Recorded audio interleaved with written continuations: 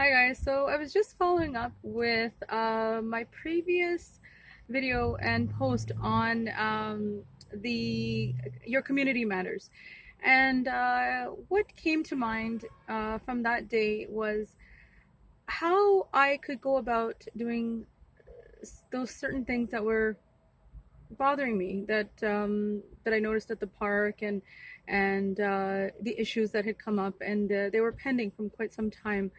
Not a lot of people in our community step up and want to take the time to say something about it.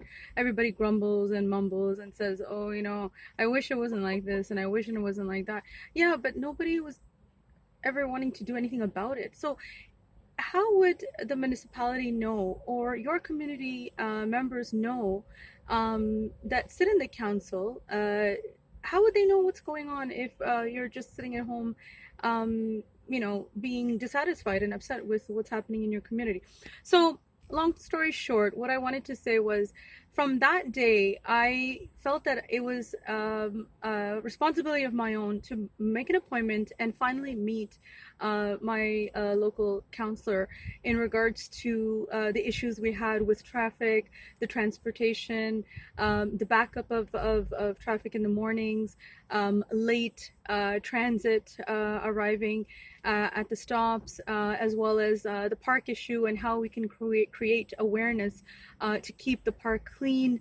Was there anything we could do to increase the size of the park? The size of the park was way smaller than the size of the community center itself because the community center is huge, and the size of the park wasn't really accommodating the amount of people that are actually coming to the community center. So I thought, could there be anything done about that?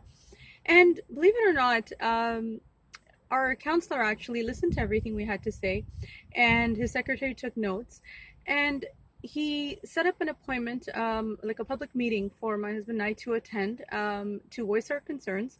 Another meeting was set up to discuss the transportation issue, the situation with the backup of the traffic, and the fact that if there's any ideas we have for reducing the congestion and the gridlock in our area as well.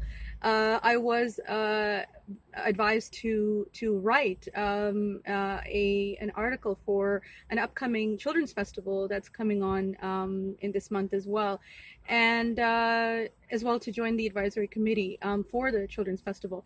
So I'm not saying all this to show off. What I'm wanting to do here is make a point that if I didn't do anything about it, finally, I know it was pending for so long, but if we don't do anything about it, nothing will happen. Nothing will be resolved.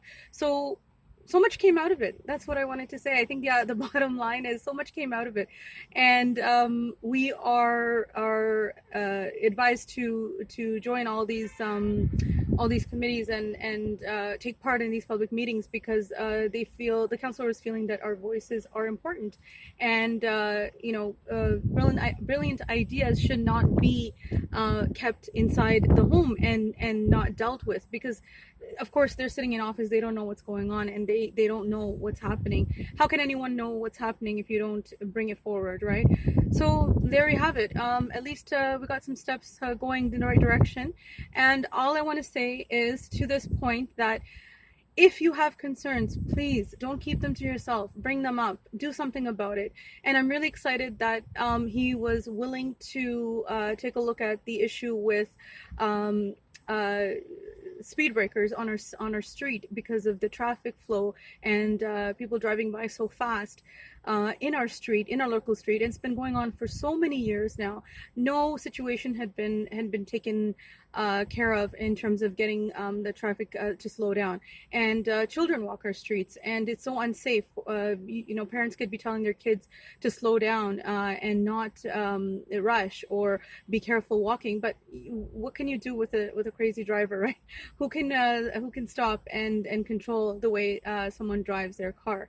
So we got possibly some speed breakers to be put on our street, and as well as a sign for the park to please stop littering and keep the park clean.